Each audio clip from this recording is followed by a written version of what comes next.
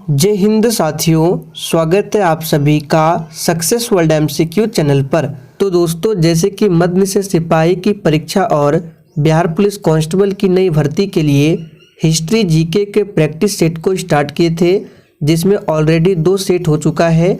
और अगर आप लोगों ने नहीं देखा है तो उसका लिंक आपको यहाँ ऊपर शो हो रहा होगा, आप लोग क्लिक करके देख सकते हैं। तो आज आपका प्रैक्टिस सेट नंबर 3 चलेगा। तो जितने भी स्टूडेंट चैनल पर पहली बार आए हैं, आप लोग चैनल को सब्सक्राइब कर लीजिए और साथ में बेल आइकन को ज़रूर प्रेस कर लेना, जिससे आप लोग इस चैनल के सारे वीडियो को बिल्कुल फ्री में देख सकते हैं। तो चलिए जल्दी से लाइव में जुड़ जाइए। सभी को गुड इवनिंग, गुड इवनिंग। तो फर्स्ट क्वेश्चन आपके सामने है, कल्चरल रिवॉल्यूशन के समय कम्युनिस्ट पार्टी ऑफ चाइना के प्रमुख कौन थे? बहुत ही शानदार लेवल का प्रश्न है। चलिए आंसर बताएंगे। आंसर करने के लिए आप लोगों को मैक्सिमम 5 से 6 सेकंड का टाइम दिया जाएगा। तो प्रत्येक स्टूडेंट को नीचे लाइव चैट में अपना अपना आंसर बताना है। तो यहाँ पे पहले प्रश्न का आंसर याद कर लीजिए, इम्पॉर्टेंट है। माओ जेडोंग याद रखेंगे। कल्चरल रिवॉल्यूशन के समय कम्युनिस्ट पार्टी ऑफ चाइना के प्रमुख कौन थे? तो माओ जेडोंग थे। और ये कहाँ हुआ था कल्चरल रिवॉल्यूशन? तो याद रखेंगे चीन में हुआ था। दूसरा प्रश्न है, पीपुल्स वॉर ग्रुप किससे संबंधित है? ये प्रश्न ऑलरेडी आपके एग्जाम में पूछा हुआ प्रश्न है, इम्पोर्टेंट मानेंगे। पीपुल्स वॉर ग्रुप किससे संबंधित है? तो दोस्तों यहाँ पे दूसरे प्रश्न का आंसर है डी ऑप्शन, नक्सलवाद से संबंधित है पीपुल वॉर ग्रुप। तीसरा प्रश्न है, सम्राट जेम्स प्रथम का राजदूत जो कि सर टॉमस रो थे, किस मुगल शासक के दरबार में आया था? बिल्कुल एग्जाम में पूछा जाने वाला प्रश्न है, फटाफट से आंसर बताइए। सर टॉमस रो किसके राजदूत थे? तो सम्राट जेम्स प्रथम के। और ये किस मुगल शासक के दरबार में आया था? तो याद रखिएगा जहांगीर। यहाँ पे बी ऑप्शन जो ही बच्चे बता रहे हैं बिल्कुल सही जवाब है। कालाशोक कौन से वंश के थे? चलिए आप सभी चौथे प्रश्न के लिए आंसर बताएंगे। और दोस्तों, अगर आप लोग मिक्स प्रश्नों का प्रैक्टिस सेट करना चाहते हैं तो आप लोग रात 8 बजे की क्लास को देख सकते हैं। इस क्लास में आपको केवल सब्जेक्ट वाइज प्रश्नों का प्रैक्टिस सेट मिलेगा। और अभी एग्जाम तक जितना हो सके अधिक से अधिक क्वेश्चंस का प्रैक्टिस कीजिए, इसलिए आप लोग रात 9 बजे की क्लास को भी ज़रूर देखिए। तो यहाँ पे आंसर क्या हो जाएगा? ऑप्शन ए, शिशुनाग वंश के थे, याद रखेंगे। और कालाशोक के शासन काल में ही दूसरा बौद्ध संगति याद रखना है। आगे देखिए, गोवा में पहला शासन किसका था? चलिए आप सभी पांचवें प्रश्न के लिए आंसर बताएंगे।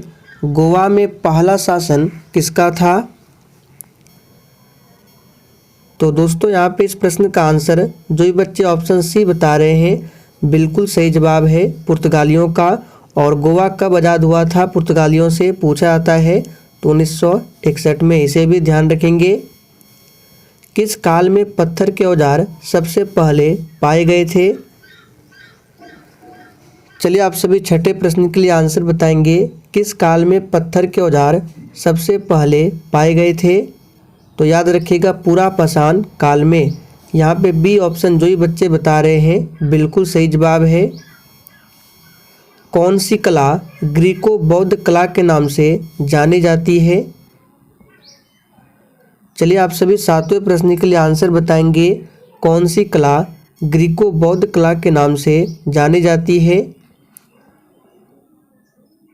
तो दोस्तों याद रखिएगा ये है गांधार कला। ए ऑप्शन आपका सही जवाब है, गांधार कला। और मथुरा कला का निर्माण जो है कुषाण वंश के समय में सबसे ज़्यादा हुआ था। शेरशाह सूरी का मकबरा कहाँ पर स्थित है? और दोस्तों, अगर आपको ये सेशन थोड़ा भी पसंद आ रहा है तो प्लीज़ आप सभी सेशन को दिल से एक बार ज़रूर लाइक करें। तो शेरशाह सूरी का मकबरा कहाँ स्थित है? बहुत ही सिंपल प्रश्न है, सासाराम में स्थित है। बिहार के सासाराम में शेरशाह सूरी का मकबरा है। सिंधु घाटी सभ्यता की विशेषता क्या थी? बिल्कुल टॉप लेवल का प्रश्न है, फटाफट से आंसर कीजिए। और आपके जितने भी प्रश्न सही होते हैं आपको कमेंट करके ज़रूर बताना है। तो सिंधु घाटी सभ्यता की विशेषता क्या थी? याद रखिएगा व्यवस्थित शहरी जीवन। यहाँ पे बी ऑप्शन आपका सही जवाब है। निम्नलिखित वैदिक संस्थाओं में से भारतीय संगीत का उद्गम किसमें खोजा जा सकता है? चलिए आप सभी 10 के लिए आंसर बताएंगे। निम्नलिखित वैदिक संस्थाओं में से भारतीय संगीत का उद्गम किसमें खोजा जा सकता है? तो यहाँ पे आंसर क्या हो जाएगा? सी ऑप्शन सामवेद में। याद रखेंगे। महर्षि गौतम का संबंध किस भारतीय दर्शन से है? चलिए आप सभी 11 के लिए फटाफट से आंसर बताएंगे। महर्षि गौतम का संबंध किस भारतीय दर्शन से है? तो दोस्तों यहाँ पे आंसर जो बच्चे बी बता रहे हैं बिल्कुल सही जवाब है। न्याय दर्शन से संबंधित है महर्षि गौतम। सांख्य दर्शन के प्रतिपादक कौन है? तो कपिल मुनि है। योग दर्शन के प्रतिपादक कौन है? पतंजलि है। एक पूछा जाता है पूर्व मीमांसा, तो पूर्व मीमांसा के प्रतिपादक है जैमिनी। इन सभी प्रश्नों को ध्यान रखना है। भारत में सबसे पहले खोजा गया शहर कौन सा था? चलिए आप सभी 12 के लिए आंसर बताएंगे। भारत में सबसे पहले खोजा गया शहर कौन सा था? तो दोस्तों यहाँ पे सही जवाब क्या होगा? याद रखिएगा बी ऑप्शन हड़प्पा। भारत में सबसे पहले खोजा गया शहर हड़प्पा था। हड़प्पा की खोज 1921 में। याद रखेंगे कब? 1921 में दयाराम साहनी ने किया था। और हड़प्पा किस नदी के किनारे बसा हुआ है? तो रावी नदी के किनारे बसा हुआ है। मोहनजोदड़ो की बात करें तो इसका शाब्दिक अर्थ होता है मृतकों का टीला। और इसकी खोज हुई थी 1922 में। किसने किया था? तो राखल दास बनर्जी ने। और मोहनजोदड़ो अभी वर्तमान में कहाँ है? तो पाकिस्तान में सिंध प्रांत में। याद रखिएगा पाकिस्तान के सिंध प्रांत में सिंधु नदी के किनारे अवस्थित है। संस्कृत भाषा का पहला व्याकरणकर्ता कौन था? चलिए 13 के लिए आंसर बताइए। और अगर आपको किसी भी प्रश्न में किसी भी प्रकार का थोड़ा भी डाउट होता है तो आप लोग तुरंत कमेंट करके पूछ सकते हैं।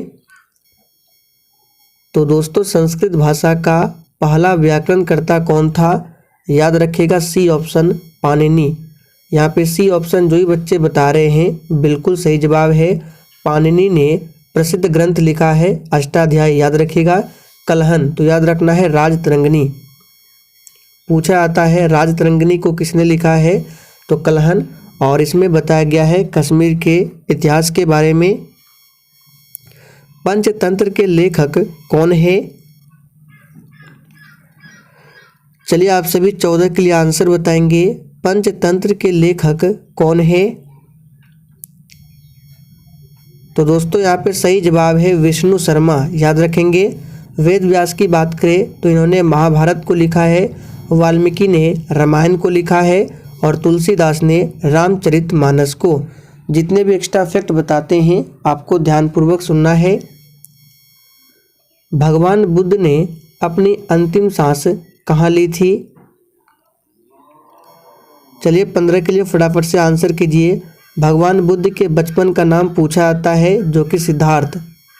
याद रखिएगा सिद्धार्थ भगवान बुद्ध के बचपन का नाम था। और इन्होंने अपनी अंतिम सांस कहाँ ली थी? तो याद रखिएगा कुशीनगर में। यहाँ पे बी ऑप्शन आपका सही जवाब है। बोध गया में इनको ज्ञान की प्राप्ति हुई थी।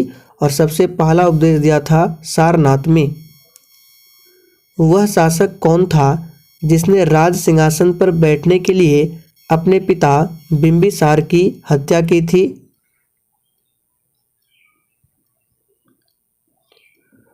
तो याद रखिएगा वह शासक कौन था? अजातशत्रु। यहाँ पे डी ऑप्शन आपका सही जवाब होगा।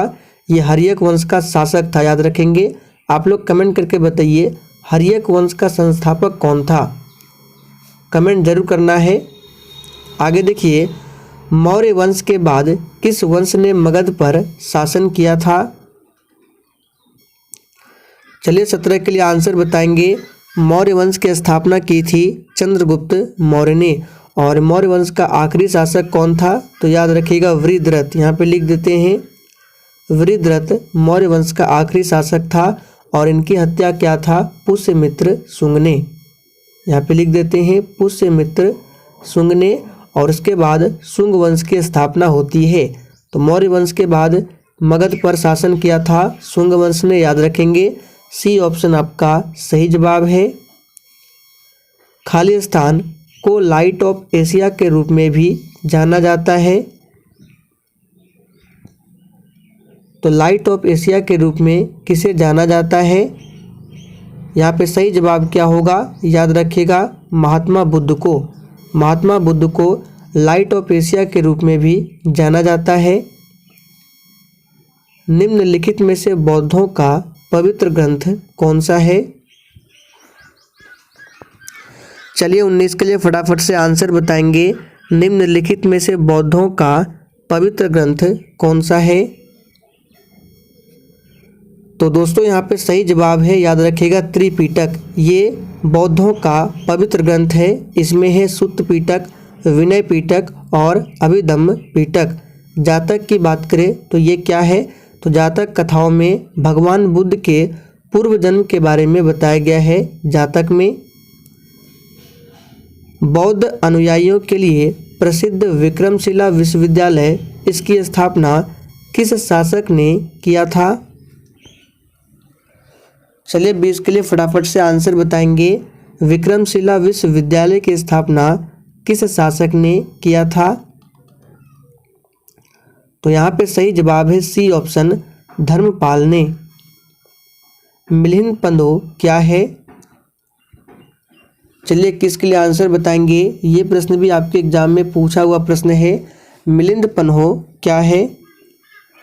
तो दोस्तों याद कर लीजिए मिलिंद पंधो क्या है? तो ये एक बौद्ध ग्रंथ है। यहाँ पे ए ऑप्शन जो ही बच्चे बता रहे हैं बिल्कुल सही जवाब है। निम्नलिखित में से कौन विदेशी यात्री सबसे पहले भारत आया था? चलिए आंसर कीजिए। निम्नलिखित में से कौन विदेशी यात्री सबसे पहले भारत आया था? तो यहाँ पे इस प्रश्न का सही जवाब है डी ऑप्शन मेगास्थनीज। मेगास्थनीज चंद्रगुप्त मौर्य के काल में आया था और इनकी प्रसिद्ध पुस्तक है इंडिका। पूछा जाता है एग्जाम में, याद रखेंगे। ह्वेनसांग किसके काल में आया था? तो हर्षवर्धन के काल में आया था और इनकी पुस्तक है सी यू की। पूछा जाता है एग्जाम में सी यू की किसकी प्रसिद्ध पुस्तक है? तो याद रखिएगा ह्वेनसांग। फाहियान किसके दरबार में आया था? तो चंद्रगुप्त द्वितीय। आर्यभट्ट और वराहमिहिर के सुविख्यात नाम किसके युग के साथ संबंधित है? चलिए 23 के लिए आंसर बताएंगे। आर्यभट्ट और वराहमिहिर के सुविख्यात नाम किसके युग के साथ संबंधित है? तो यहाँ पे सही जवाब है सी ऑप्शन गुप्त वंश। जूनागढ़ शिलालेख का संबंध किससे है? और जिसने अभी तक सेशन को लाइक नहीं किया है फटाफट से आप सभी सेशन को लाइक कीजिए। तो जूनागढ़ शिलालेख का संबंध किससे है? यहाँ पे सही जवाब है रुद्रदामन से। भारत में सोने के सिक्के सबसे पहले किसने चलाया? अब देखिए यहाँ से आपको दो प्रश्नों को याद रखना है। सबसे पहले भारत में सोने के सिक्के को सबसे पहले चलाया था किसने? याद रखेगा यूनानियों ने। और सबसे अधिक पूछे सबसे अधिक सोने के सिक्के तो मिलता है ये गुप्त काल में। ध्यान रखेंगे सबसे अधिक सोने के सिक्के किस काल में मिलता है? तो गुप्त काल में। लेकिन भारत में सोने के सिक्के सबसे पहले किसने चलाया? तो यूनानियों ने। महान कुषाण शासक जिसने बौद्ध धर्म को अपनाया था कौन था? तो दोस्तों ये थे कनिष्क। यहाँ पे सी ऑप्शन आपका सही जवाब है। बाणभट्ट निम्नलिखित में से किस भारतीय राजा का दरबारी कवि था? चलिए 27 के लिए आप सभी आंसर बताएंगे। बाणभट्ट की रचना है कादम्बरी हर्षचरित्र पूछा जाता है। तो यहाँ पे आंसर क्या हो जाएगा? हर्षवर्धन के दरबारी कवि थे बाणभट्ट। एक पूछा जाता है हरिसेन। हरिसेन ये किसके दरबारी कवि थे? तो समुद्रगुप्त के दरबारी कवि थे हरिसेन। समुद्रगुप्त को भारत का नेपोलियन भी कहा जाता है। मोहम्मद बिन कासिम ने सिंध को जीता था। चलिए आंसर बताइए, मोहम्मद बिन कासिम ने सिंध को किस वर्ष जीता था? तो यहाँ पे जो ये बच्चे ए बता रहे हैं बिल्कुल सही जवाब है 712 में। कवि कालिदास किसके दरबार में रहते थे?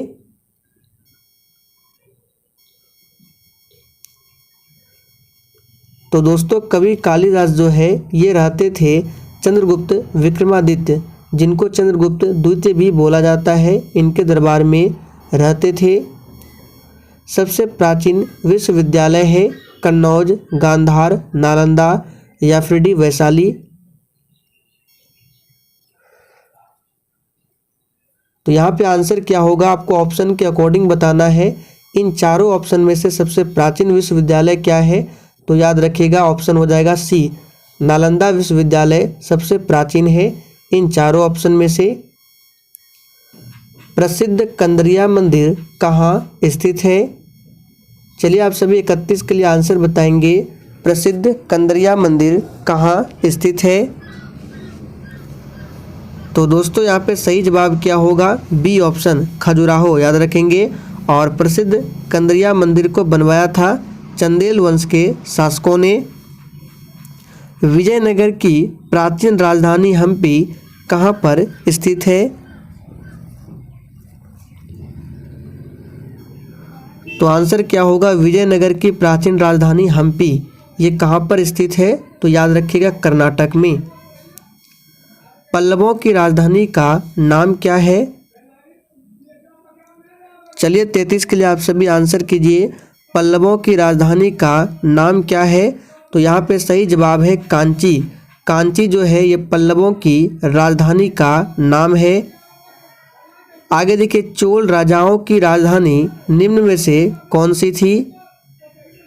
चलिए आप सभी 34 के लिए आंसर बताएंगे। चोल राजाओं की राजधानी निम्न में से कौन सी थी?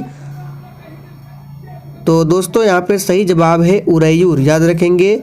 उरैयूर जो है चोल राजाओं की राजधानी थी। आगे देखिए, निम्न में से किसको पृथ्वीराज चौहान ने तराइन के पहले युद्ध में हराया था? चलिए आप सभी 35 के लिए आंसर बताएंगे। निम्न में से किसको पृथ्वीराज चौहान ने तराइन के पहले युद्ध में हराया था? तराइन का प्रथम युद्ध होता है 1191 में और ये होता है पृथ्वीराज चौहान और मोहम्मद गोरी के बीच में। और इस युद्ध में पृथ्वीराज चौहान ने मोहम्मद गोरी को हराया था। तराइन का दूसरा युद्ध होता है 1192 में। ये युद्ध भी पृथ्वीराज चौहान और मोहम्मद गोरी के बीच में होता है, लेकिन इस युद्ध में मोहम्मद गोरी ने पृथ्वीराज चौहान को हराया था, याद रखेंगे। प्रसिद्ध यात्री मार्को पोलो किस देश का निवासी था? चलिए आंसर बताएंगे। तो मार्को पोलो जो है ये किस देश का निवासी था? तो याद रखिएगा इटली का निवासी था। किसको द्वितीय सिकंदर के नाम से जाना जाता था? चलिए आप सभी 37 के लिए आंसर कीजिए। किसको द्वितीय सिकंदर के नाम से जाना जाता था? तो दोस्तों यहाँ पे सही जवाब है अलाउद्दीन खिलजी को, याद रखेंगे। और अलाउद्दीन खिलजी के ही दरबार में रहते थे अमीर खुसरो, याद रखेंगे। इंपॉर्टेंट प्रश्न है, पूछा जाता है अमीर खुसरो किसके दरबार में रहते थे? तो अलाउद्दीन खिलजी। सैयद राजवंश की स्थापना किसने किया था? चलिए आप सभी 38 के लिए आंसर कीजिए। सैयद राजवंश की स्थापना किसने किया था? तो दोस्तों यहाँ पे सही जवाब है खिज्र खान। सैयद राजवंश की स्थापना किया था खिज्र खान ने। लोधी वंश किसके द्वारा स्थापित किया गया था? देखिए, लोधी वंश दिल्ली सल्तनत का आखिरी वंश था। इसकी स्थापना की थी बहलोल लोधी ने, याद रखेंगे। और लोधी वंश का आखिरी शासक था इब्राहिम लोधी, जो कि 1526 में पानीपत के प्रथम युद्ध में मारा गया था। सिकंदर लोधी ने आगरा शहर की स्थापना की थी 1504 में। और 1506 में इन्होंने आगरा को अपनी राजधानी बनाया था। तो दोस्तों आज के लिए इतना ही। सेशन पसंद आया हो तो सभी लोग सेशन को लाइक कीजिए और सेशन को अधिक से अधिक दोस्तों के साथ ज़रूर शेयर करें।